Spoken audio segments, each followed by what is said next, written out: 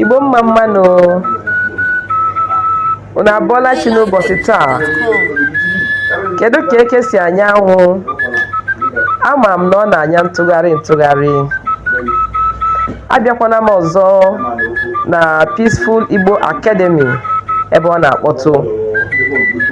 Ụbọchị taa anyị ga-amụ ka esi akpọpụta ihe dị iche iche a na-ahụ na kichin.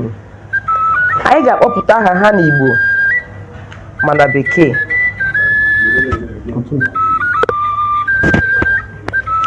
Today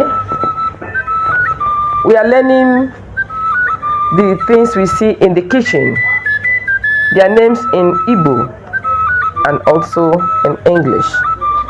Usekwu, kitchen, efere, plates, ite, pots, ngaji, spoon, nri, food, mma, knife, iko, cup, anụ, meat.